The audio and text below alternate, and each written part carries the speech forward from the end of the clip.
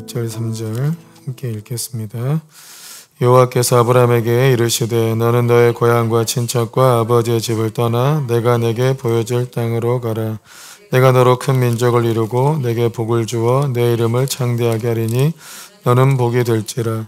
너를 축복하는 자에게는 내가 복을 내리고 너를 저주하는 자에게는 내가 저주하리니 땅의 모든 족속이 너로 말미암아 복을 얻을 것이라 하신지라. 아멘. 이게 아브라함 언약이라고 불리는 가장 중요한 성경의 언약 중에 하나인데, 하나님께서 사람과 이제 그 관계를 맺는 것이 언약이죠, 언약. 아니, 모든 관계는 항상 약속과 언약을 기반으로 하고 있는데, 우리가 신앙생활을 할 때, 하나님을 섬길 때, 이 창세기 12장 1절 3절 말씀을 잘 이해하는 게 무엇보다 가장 중요합니다. 뭐냐면, 하나님의 약속은 항상 조건이 있다는 거예요. 우리는 하나님 약속하시면 그냥 그것이 운명처럼 이루어질 거라고 착각을 해요. 근데 하나님 약속이 운명처럼 이루어지는 것은 없고 항상 조건이 있어요. 그러니까 아브라함에게 약속하셨죠. 2절 3절이 약속이죠. 2절 3절.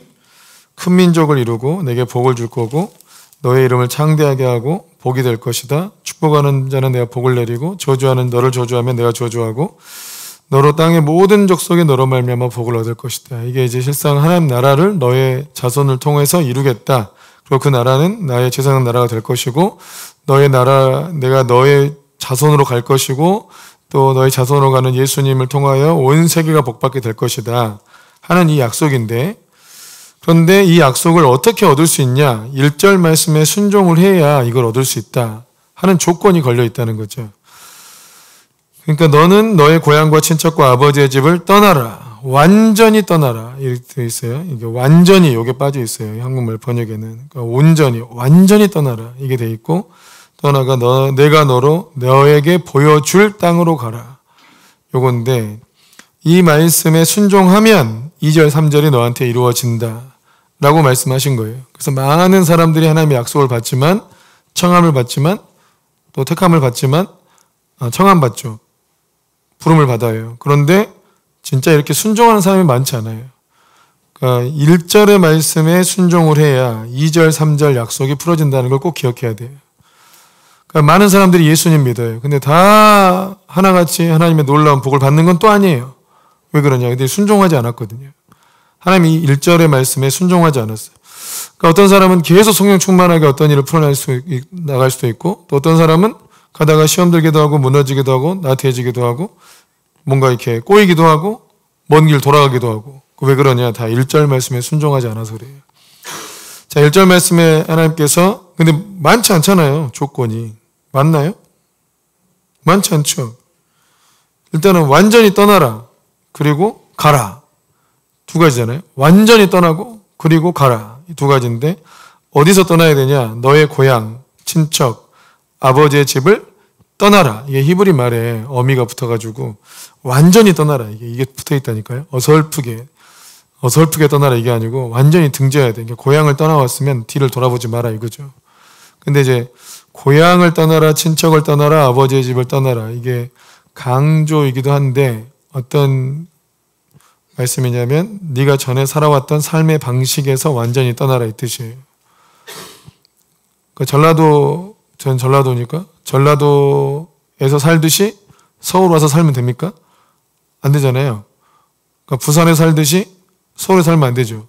시골에 살듯이 서울에 살면 안 돼. 그러니까 그 나라 가면 그 나라 법을 따라야 되듯이 이제 하나님 믿었으면 하나님 말씀을 따라야 된다. 전에 하나님 믿지 않던 삶의 방식과 태도와 그렇게 살면 안 된다는 거예요. 그게 너의 고향과 친척과 아버지의 집을 떠나라는 뜻이에요. 그러니까 이전에 옛사람은 죽었고 이거잖아요. 옛사람 죽었고 옛사람의 삶의 방식에서 완전히 떠나야 된다. 아멘. 그러니까 이게 장소 이동이나 나라의 이동을 얘기한 게 아니고 그냥 단지 익숙한 것에서 떠나라 이런 뜻이 아니에요. 그냥 익숙한 데를 떠나라 막 이런 뜻이 아니에요. 이런 말씀을 보통 선교사님들이 많이 받아가지고 적용을 하는데, 익숙했던 이 현장을 떠나서 이제 전혀 새로운 문화와 새로운 언어와 새로운 사고 방식을 가진 사람들과 함께 어울려 산다. 그러니까 이걸 이게 떠나라고 하시는구나. 이렇게 생각하는 경향이 많은데, 그런 것도 없지 않아 있겠지만 본질적인 뜻이 아니에요. 그냥 단지 익숙한 걸 떠나라는 뜻이 아니고 그냥 예수님 믿기 전에, 하나님 믿기 전에 모든 삶의 방식을 다 떠나야 된다는 거예요. 그 자기가 중요하게 여기는 삶의 중요한 전제도 있잖아요. 자기 전제. 이것도 떠나야 돼요. 난 이게 중요해. 이거 떠나야 돼요, 여러분. 어떤 분은 살아오니까 조 씨들은 나쁘더라. 제 삶의 전제예요, 전제. 조 씨한테만 사기를 3번 당했어. 그러니까 조 씨는 나쁘다. 조윤기 목사님도 있는데, 이 자기 전제예요. 그래서 조 씨는 일단 나쁘게 봐. 이러면 안 되잖아요. 그 자기 전제라니까, 자기 전제. 또 전라도 사람은 나쁘다. 전제잖아요. 경험해보지도 않고 그냥 누가 그런다니까 나쁘다. 부산 사람은 드세다? 드센가? 충청도 사람은 느리다? 느립니까? 근식이 보니까 성질이 엄청 급한데? 안 그래. 접해보지 않으면 몰라요. 그러니까 그러니까 전에 내가 알고 있던 삶의 방식에서 완전히 떠나야 된다. 이게 여러분 자기 부인이에요. 자기를 부인해라. 너의 삶의 방식, 너의 삶에 살아왔던 네 전제를 다 부인해라. 그럼 어떻게 살아야 되냐? 4절에 여호와의 말씀을 따라가라 이거예요. 여호와의 말씀을 따라가라. 이제 하나님의 말씀이 내 삶의 철학이 되고 하나님의 말씀이 나의 중요한 결정의 기준이 되고 하나님의 말씀이 나의 모든 어떤 삶의 태도와 철학과 세계관과 삶의 방식과 이 모든 게 다 하나님의 말씀에서 나와야 한다는 것을 요구한 거예요. 그게 뭐냐면 너 완전히 내 사람 돼야 된다 이거예요. 자기 부인하고 나를 따라올 거면 너 완전히 내 사람 돼야 된다. 그래야 너는 내 복을 얻을 수 있다. 이렇게 요구하신 거예요, 이게. 단순히 이사 가고 이런 차원의 문제가 아니라고요. 그리고 내가 너에게 보여줄 땅으로 가라. 이거잖아요.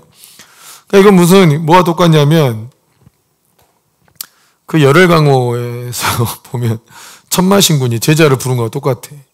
너의 모든 생각을 버리고 나를 따라와. 내가 나의 비전을 보여줄게. 그러면 제자가 돼가지고 그 새로운 능력과 권세를 얻어서 그 세계를 보잖아, 그 세계를. 이게 내가 너에게 보여줄 땅이에요. 이게 하나님의 나라. 그러니까 이제는 내가 꿈꾸던 삶, 내가 살아가고 싶었던 세상에서의 쾌락, 이런 거 다 버리고 이제 하나님 나라의 영광, 하나님 나라의 자유, 행복, 하나님 나라의 어떤 풀어진 이런 것들을 내가 이제 보게 될 것이다. 이런 세계를 꿈꿔라 이거야. 완전히 꿈꾸는 게 다르다 이거죠. 아멘이십니까? 그래서 1절의 말씀은 우리 식으로 이해하기 편하게 얘기하면 너 완전히 내 사람 돼야 된다. 예전에 살았던 삶의 방식을 다 버려야 된다. 너 완전히 우리 조직에 들어와야 된다. 너 완전히 이 나라에 와서 살아야 된다. 이 나라 백성 돼야 된다. 나의 백성 돼야 된다. 네, 그러면 너를 통해서 큰 민족을 이루겠다 하신 것이 주님의 이 부르심의 약속이다. 우리가 주를 부르실 때도 마찬가지예요. 주님의 부르실 때 우리가 막 고민하고 염려하고 걱정하고 믿음 떨어지고 이런 게 우리가 아직 주님의 온전한 사람이 되지 않았다는 뜻이에요. 그잖아요. 온전히 주님을 따르는 제자가 되지 않았다는 뜻이에요. 왜 주님이 말씀하시는데 벌벌 떨고 쩔쩔매고 고민하고 갈등합니까? 내 나라가 있다는 거죠. 주님께 온전히 드리지 않는. 주님의 지배를 거부하고 있는 내 삶의 방식이 있는 거죠. 주님을 따르는 방식이 아니라.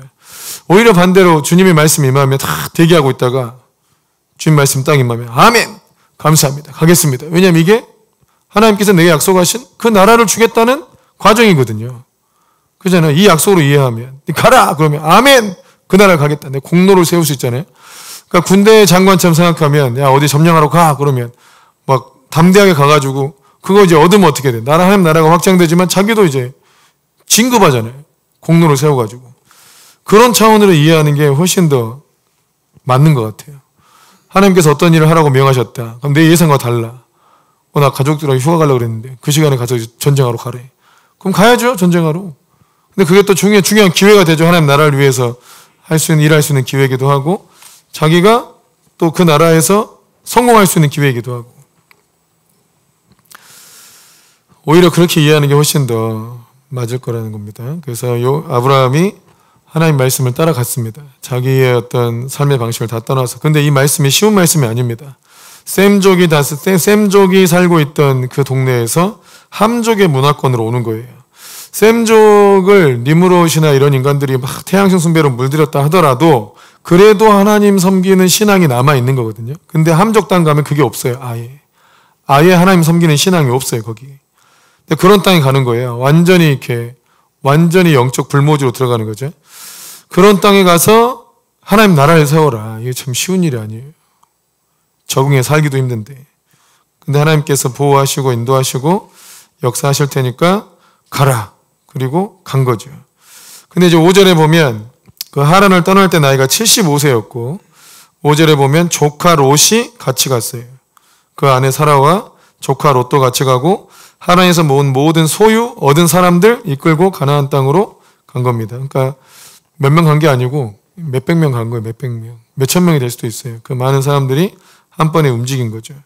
그러니까 한 부족이 움직였다 생각해야 돼요. 한 부족이 움직였고 그리고 이제 세겜 땅에 왔는데 가나안 사람이 그 땅에 거저 살아요. 비어있는 땅인 줄 알았더니 그 땅에 사람들이 살고 있어요. 그 땅 그냥 바로 주신 줄 알았더니 너희 자손한테 주신대. 자기한테 바로 주는 것도 아니고. 그러니까 가보니까 좀 당황스러워.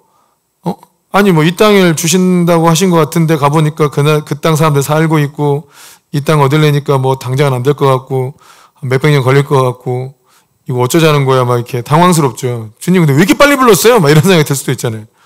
400년 뒤에 줄 거를 왜 지금 부르는 거야? 안 그런가? 남한도 그러면 어떡하지? 한 400년 뒤에 줄 거 지금 가서 뭐 선점하러 좀 장난하십니까? 막 이런 생각 할 수 있는데. 그러니까 주님의 부르심이 좀 이해 안 될 수 있어요. 아니 400년 뒤에 주실 땅을 왜 이제 벌써 가라해가지고. 아무튼 제단을 쌓아서 예배 드리니까 하나님께서 또 응답해 주셨어요. 그러다가 이제 문제는 기근이 들었잖아요. 10절에 보면 그 땅에 기근이 들었고 그 아브라함이 애굽에 거류하라고 그리고 내려갔어요. 진짜 이 아브라함의 믿음이라는 게 참 놀라운 것 같아요. 지금 생각해보면 다시. 그잖아요. 가가지고 금방 뭐가 될 일도 아니고 거기서 이제 믿음으로 아들 낳고 1대, 2대, 3대를 보고 근데 또 애굽에 내려가서 한 400년 살고 돌아와서 그 땅을 얻는 거잖아요. 진짜 왜 이렇게 빨리 부르신 거야? 이해가 안 되네. 뭐 주님이 이해하라고 하신 거 아니지. 근데 아무튼 이런 과정을 통하여 이 민족을 주님이 살리시고 이 민족을 이끌어 오셨어요. 그러니까 얼마나 이게 하나의 부족, 조그마한 부족이에요. 그냥 나타났다가 없어질 그냥 부족. 근데 이 부족을 주님이 살리신 거야, 이게. 계속 살려오셔가지고 막 애굽에도 들어갔다가 다시 나왔다가 막 이런 이 한 부족에서 일어난 이 가정사를 이 가정사에 주님이 집중했다는 게 재밌지 않습니까? 뭐 나란 일을 한 게 아니고 이 가정사에 집중한 거잖아요. 근데 하나님은 그렇게 우리의 한 가정이 한 민족이에요. 이 가정사에 관심이 많아요. 우리의 가정이 믿음으로 온전히 세워지는데 아주 관심이 많아요. 어찌됐든 기근이 들어서 애굽에 내려가려고 했는데 기근이 심해서 내려갔죠. 근데 그때 아브라함이 이제 죽음에 대한 두려움 때문에 아내한테 내 동생이라 아내라 하지 말고 원래 또 내 이복 누이 아니냐. 그러니까 누이라 해라. 오빠라 해라. 오빠라 해봐. 다시 불러봐. 오빠. 이렇게 오빠라 해. 오빠 이렇게 불러. 여보 불렀다니 큰일 난다. 나 목숨 살려주려면 네가 나를 오빠라 불러야지 여보라 하면 큰일 난다. 그러니까 그게 당신이 나한테 베풀어줄 아주 선한 일이다. 이야 진짜 아주 당신이 나한테 베풀 선이다 이거야. 내 목숨 살리기 위해서 당신이 나한테 해줘야 될 일이다. 지밖에 모르는 이런 모습이 막 아내의 마음이 어땠을까요? 이 파렴치한 지 혼자 살라고 나쁜 새끼 막 이러지 않았을까? 근데 그대로 순종해요. 그대로 순종해. 그러니까 사례가 아브라함 보고 그냥 오빠 이렇게 불러준 거예요. 그러니까 이 애굽 왕이 딱 보니까 와 심히 아름답다. 14절에 보면 애굽 사람들이 그 여인이 심히 아리따움을 보았고 너무너무 아름다워. 이때 사라의 나이가 65세죠. 65세. 아브라함이 75세이니까 65세. 와 65세에 심히 아리따운 사람이 지금도 있잖아요. 그죠? 아무튼 굉장히 아름다웠어요. 그러니까 바로 이제 자기 바로가 아내로 삼았어요. 근데 아브라함이 뭐 있을까요 그때? 성경에 나오진 않는데 바로가 준 재물 받고 막 술 처먹고 이러고 있었을까? 아브라함을 후대해 줬잖아요. 양과 소와 노비와 암수 나귀와 낙타를 얻었고 여호와께서는 아브라함의 아내 사레의 일로 말미암아 바로와 그 집에 큰 재앙을 내렸어요. 바로가 이제 그걸 알고 아브라함한테 네 어찌 나한테 이렇게 할 수 있냐? 네 아내면서 왜 나한테 누이라고 속이냐? 데려가라! 이렇게 갔어요. 그러니까 아브라함이 아주 그냥 여기서 성경에 기록이 안 됐지만 아브라함이 기도하지 않았을까 싶기도 한데 이건 굉장히 좋게 얘기해 준 거고 성경에 기록이 안 됐습니다. 근데 여호와께서는 왜 사레의 일로 이 일을 도와주셨을까? 그러니까 아브라함이 잘못했는데 왜 도와주셨을까? 저는 이거는 사라의 순종 때문이다라고 생각해요. 사라가 이 남편이 잘못했잖아요. 그죠? 아주 믿음 없이 행동했잖아요. 그렇지만 사라가 순종해줬어. 남편한테. 그랬더니 하나님께서 사라를 구원해 주셨어요. 그러면서 남편의 잘못으로 인해서 무너질 수도 있었던 이 하나님의 언약도 살려낸 거죠. 그러니까 누군가는 순종하는 사람이 있어야 된다. 누군가는. 원래 그래요. 집안을 구원할 때 누군가 한 명은 순종해야 그 사람을 통해서 집안이 구원받아요. 누군가 한 명은 순종해야. 그래서 이게 전체적으로 다 불순종한 쪽으로 가면 안 되고 누구 하나라도 순종한 쪽으로 가야 돼. 누구 하나라도 주님의 인도하심을 따라서 나와야 돼. 저희 집안에서도 제가 나왔어요. 인도하심 따라 나왔어. 하나님 인도하심 따라. 종교적으로 갈 수 있던 우리 가정이 믿음으로 일어서는 계기가 된 거죠. 그것 때문에. 처음에는 뭐 말이 있었지만. 그래서 주께서 계속 인도하시고 역사하시는 걸 보고 시간이 지나면 지날수록 바뀌게 돼 있어요. 인도하심을 받은 가정과 그렇지 않은 가정이 딱 나뉘게 돼 있어요. 시간이 지날수록. 요셉 같은 경우도 야곱의 집에 계속 있었으면 야곱이 애굽에 내려갔을까요? 그 고집에 내려가겠어요? 절대 안 내려가요. 근데 자기가 제일 사랑하는 요셉이 애굽에 있다 하니까 내려간 거예요. 근데 내려가게 하신 게 주님이 아신 거죠. 이 야곱, 천사와 씨름에서도 이놈 안 진 사람 아니에요. 두드러 패도 이놈은 고집 부린 사람이잖아요. 이 야곱이. 그러니까 이놈 보니까 이거 안 되겠다. 그 요셉을 먼저 애굽에 보낼 계획을 그 야복강가에서 세우지 않았을까? 팍 때리면서 징어도 말 안 듣네 새끼.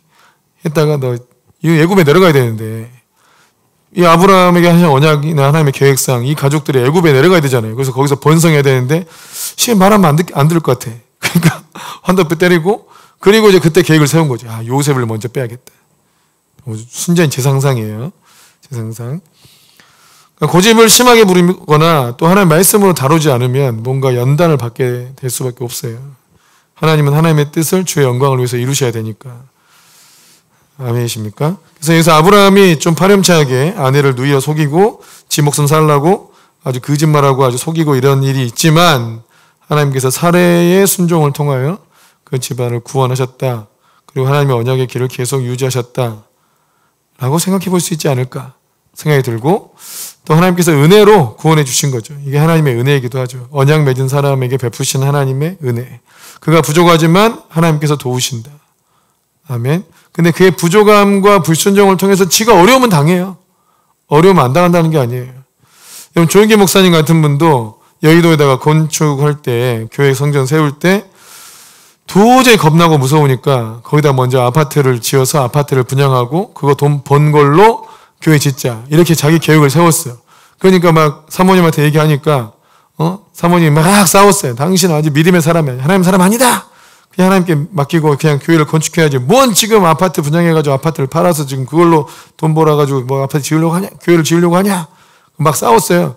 근데 막 조영기 목사님이 너무 막 이렇게 겁나고 돈이 필요가 하니까 일단 진짜 아파트를 지었어요. 한 동을 지었어. 짓고 그거 분양을 했는데 그거 하려고 하다가 석유파동 나가지고 다 망해버린 거예요.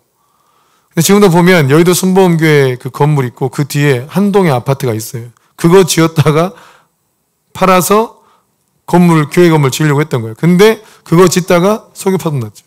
그래서 완전히 다 중내산에 하면서 그 진짜 은혜로 교회를 짓게 됐죠. 그때 2차 석유파동 나가지고 그 연준이 금리를 올리잖아요. 그때 20%를 한 번에 올립니다.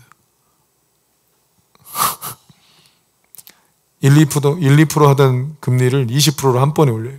그러니까 빚이 막 이자랑 어마어마한 이제 근데 그냥 계속 그 막 기도하면서 온 성도들이 막 중내산하면서 기도하면서 하나님께서 그 일을 풀어내 주신 것 같아요. 그러니까 뭔가 내가 불순종하면 어떻게 돼요? 그 대가를 치르게 돼요. 그래도 하나님의 언약자가 큰 틀에서는 불순종한 게 아니잖아요. 이 부분은 불순종했지. 그럼 이 부분에 대해서는 이게 올무가 돼버려요. 불순종하면. 근데 큰 틀에서는 하나님의 언약 안에 순종했으니까 전체가 이루어져 갈 수 있도록 하나님의 은혜를 베푸세요. 전체 부르심에 거절한 게 아니니까. 아멘이십니까? 이런 거야 이제 막 예수님은 믿었어. 그래서 예수님을 구주로 믿고 따르고 있어요. 근데 결혼을 인도하심 받지 않고 주님이 하라는 사람하고 안 하고 딴 사람하고 했어. 그럼 결혼 생활이 힘들 수 있죠. 근데 구원은 받는 거죠. 또 왜? 많이 힘들지. 또 어디 뭐 너는 예를 들어서 사업을 하라 그랬는데 사업을 안 해버렸어요. 사업 안 하고 직장에 들어갔어. 그러면 사업하면 훨씬 더 많은 돈을 벌고 더 많은 사람을 섬길 수 있는데 안 했어요. 그러면 그 돈 못 벌고 여유를 잃게 되고 직장 가서 좀 이렇게 그냥 갇혀진 삶에 제한된 자원으로 사는 거죠. 그래도 하나님께 구원은 받죠. 예수님 믿었으니까. 근데 어떤 부분에 인도하심을 잘못 받으면 그게 올무가 되기도 한다 이거예요. 저희 집이 좀 그랬어요. 저희 집이 하나님께서 사업해야 될 집인데 저희 부모님이 그래서 식당 하셔가지고 돈을 많이 벌어서 자녀들도 별 무리 없이 잘 키우고 또 교회도 많이 섬기고 했는데 그 한 텀이 끝나고 나서 새로운 사업을 해야 될 때 새로운 사업을 해야 됐어요. 제가 볼 때는 나중에 들어보니까 새로운 사업을 하는 것이 하나님의 뜻이 맞았어요. 왜냐하면 그때 그 식당을 했던 그 자리에서 식당을 이제 그만하고 어머니가 이제 무릎이 너무 안 좋아가지고 이제 식당을 할 수 없었어요. 그래서 옆에 가방집이 있었는데 차라리 거기다 가방집을 해라. 누가 감동을 받아서 전해준 거예요. 감동을 받아서. 근데 그게 이제 우리가 감동받고 하는 뜻이면 이제 뜻대로 하면 좋은데 그럴 수 있는 그런 걸 잘 모르셨던 것 같아요. 그래가지고 이제 아버지가 그때 더 이상 사업하고 싶지 않다 하셨어요. 또 가방이라도 뭐 사업하려면 더 5천만 원도 빚내야 되고 뭐 이렇게 해야 되니까 안 했었던 것 같은데 그 빨간 가방이 떠올랐다 했었어요. 빨간 가방. 근데 이제 지나 보니까 그때 아버지는 이제 사업 안 하겠다 하고 이제 누구한테 부탁해서 직장을 들어가셔야 돼서 월 200씩 받는 직장에 가시게 된 거고, 그러니까 두 분이 현금이 막 하루에 몇백씩 들어오던 그런 일을 하다가 완전 갇혀버렸잖아요. 그러니까 어머니가 그것 때문에 이제 막 속이 터지는 거지. 늘 현금 막 누구 주고 섬기고 이러고 사시던 분이 돈이 없으니까 막 속 터져. 아버지도 완전 철저히 살아버리고. 그런데 빨간 가방집이 그 저희 부모님 건물 바로 옆에 생겨버린 거예요. 그리고 거기가 엄청 잘 돼. 나중에 몇 년 지나서 아버지가 그 얘기를 해주더라고. 빨간 가방집이 생겼어. 그리고 가방집 하라고 했는데 안 했다고. 근데 그게 또 뭐냐면요. 사업을 해야 될 사람은 사업을 해야 돼요. 그게 부르심인 거예요, 부르심. 그것도. 직장 갈 사람도 이렇게 사업에 은사가 없다면 사업하면 안 되지. 근데 사업에 은사가 있는 사람도 있잖아요. 공부에 은사가 있는 사람 있잖아요. 그 사람 공부를 계속 해야 돼. 그게 부르심을 이루는 길이에요. 그죠? 음악에 은사가 있고 부르심이 있으면 계속 음악 공부해야 돼요. 근데 하다가 이제 대부분 막히는 게 먹고 살기 급하니까 일단 돈 벌려고 하다가 못 해버리고 막히고 이렇게 돼. 이러면 안 돼, 이러면. 그럼 먼저 그의 나라와 의를 구하면 이 모든 것을 더하신다는 약속이 있잖아요. 그러니까 처음부터 다 잘 되는 게 어디 있어요? 여러분 교회 개척해야 될 부르시면 저도 해야죠. 근데 처음 개척할 때 외부 지원이 10원도 없었다니까요. 외부 지원이 10원도 없이 했어요. 그냥 맨땅에다가. 근데 또 하나님이 이걸 만들어줘 가. 처음부터 막 풍성한가? 그렇지 않았죠. 근데 그 과정을 거치고 이기고 하다 보면 하나님께서 복을 주시고 이기게 하시는 거지. 그 은사가 있고 부르심이 있으면 이게 되게 하시죠, 하나님이. 계속 인도하심을 따를 때. 뭐 실패도 하지만 되게 하시죠, 결국. 그러니까 부르심대로 따라가는 게 되게 중요해요. 하나님이 부르심대로. 근데 아브라함도 이렇게 왔어요. 부족함이 있을 수 있어요. 근데 그래도 해야 돼요. 근데 부르심을 따라가지 않아 버리니까 그래도 저희 부모님의 아버지 일을 잘 되고 인정받게 하셔가지고 사시는 데는 염려가 없죠. 그동안 하나님 섬기고 이렇게 한 게 있으니까 사시는 데 염려가 없지만 그 재정을 더 부어주셔가지고 재정으로 사명 감당할 수 있도록 교회 세우고 다른 사람 돕고 이거 하기가 어려워져 버린 거예요. 왜냐하면 사명이 사업을 하는 건데 사업을 안 해버리니까 사명을 감당할 수 있는 일도 안 풀어진 거예요. 이게 안타까운 거지. 그러면 사명이 끝나버리잖아요. 그죠? 그럼 내가 이제 그냥 살기만 하는 거야, 그냥. 노년에 살기만 하면 안 돼요. 노년에도 계속 사명 감당해야 삶에 의미가 있는 거예요. 우리의 삶은 사명 감당해야 의미가 있다고요. 사명이 끝나버리면 삶에 의미가 없게 느껴져요. 그러면 안 된다고. 말씀 사역자들은 끝까지 말씀 전하고 나는 은퇴하신 목사님들이 계속 유튜브 이런 거 하면 좋겠더라고요. 참 이렇게 목회자 후보생들한테 지혜를 막 전달해주고 살아온 삶도 얘기해주고 이러면 자기도 좀 재주가 늘 거 아니에요? 여러분 그거 있죠. 책강권 써가지고 책강권 써서 유명해진 게 아니에요. 내가 볼 때는 그 하나님이 고치지 못할 사람이 없다. 그 장로님 그 감옥에서 그 막가파나 그들 구원했던 장로님, 그 책 자체도 유명해지긴 했는데, 이분이 은퇴하시고 유튜브 하시더만요. 구독자가 몇십만 명이에요. 근데 뭐 하냐? 기도해주고, 자기가 전할 말씀 전하고, 또 간증하고, 이러면서 그냥 하고 싶은 얘기를 하는 거예요. 뭐 편집 이런 것도 안 하시는 것 같아. 근데 그냥 몇십만 구독자에 몇십만, 그러니까 신앙 좋은 장로님 딱 있으니까 사람들이 그게 되게 힘이 되는 것 같더라고요. 그러니까 뭐든지 꾸준히 하면 하나님께서 은혜 주시는 게 있으니까 자기 부르심을 따라서 꾸준히 최선을 다해 살 필요가 있다. 자, 우리 부르심을 따르는 것도 마찬가지입니다. 하나님께서 너 완전히 내 사람 되라. 네 생각 버리고 내가 명한 거 해라. 내가 보여줄 땅으로 가라. 그럼 내가 너의 이름을 창대하게 해주고 나라를 만들어 주겠다. 하나님의 말씀을 따라가는 겁니다. 아멘이시죠? 그래서 우리 교회도 일단 우리 교회가 하나님 말씀을 따라가야 성도님들도 하나님 말씀 따라가니까 이렇게 되는구나 하고 이거 믿음의 삶을 보고 경험할 수 있는 거고, 또 그것을 계속 경험해야 그게 자기 믿음이 돼요. 야, 이거 믿음으로 하니까 이렇게 되네. 하나님 말씀 따라하니까 이게 되네. 이걸 봐야 돼요. 그러니까 저도 그래야 되고 교육자들도 당연히 그래야 되고, 또 믿음으로 가야 될 사람들이 안 가고 못 가고 막 이럴 수도 있잖아요. 그럼 또 이게 이렇게 하니까 또 안 되는구나. 이걸 또 봐야 돼. 하나님의 뜻대로 풀어진 일이라도 그가 기본적으로 성실해야 돼. 기본적으로 최선을 다해야 되고, 기본적으로 주님을 온전히 신뢰해야지. 쉬운 일이 아니에요. 기본적으로 일반적인 삶을 사는 사람보다 더 성실하게 더 최선을 다해 살아야 된다고. 주의 은혜로 막 공부도 안 하는데 막 점수가 잘 나오고 이런 법은 없어. 절대로. 그럼 주님이 계속 그렇게 살 것 같으니까 은혜를 안 줄 거 아니야, 더. 심지어 저는 막 새벽 기도를 한 번도 빠지지 않고 1년 내내 나오면서 해경 공무원 시험 준비한 형제를 주님이 딱 떨쳐버리더라고. 한 문제로, 차이로. 와, 나 주님이 정말 내가 시험 들 것 같아, 내가. 그러니까 그 형제도 2년째 공부하는 거였는데, 막 새벽 기도까지 나와가지고 막 하면서, 기도를 하고 막 공부를 했는데, 한 문제 차로 다 해경 시험에 떨어진 거예요. 그러니까 막 얘가 막 목포 앞바다 가서 막 죽으려고 그러더라고. 그러니까 막 다른 청년들이 막 붙들고, 참으라고 막 이렇게 하니까, 하나님 원망하면서 막 바다에 들어가 막 이러려고 그래. 그랬더니, 한바탕 그러고 나더니 생각이 바뀌었어요. 그래서 와서 뭘 한 줄 알아요? 제대로 믿어보겠다고. 예? 예수님 내가 제대로 믿겠다고. 그리고 진짜 공부 더 열심히 하고 새벽 기도 와가지고 기도를 더 열심히 했어, 진짜. 그러니까 그 전에 새벽 기도 나오긴 했지만 그냥 주님을 온전히 의지하지 않았던 거예요, 자기가. 그러니까 주님이 그걸 다 하는 거죠. 우리는 그냥 얘가 믿은 지 얼마 안 됐는데 새벽 기도까지 나와가지고 기도하니까 주님 그냥 붙여주세요. 그냥 붙여주세요. 그냥 좀 붙여주세요. 이런 마음인데 주님이 똑 떨쳐버려요. 왜 너는 내 앞에서 행해서 완전해라. 내가 너한테 어설프게 했냐 이거지.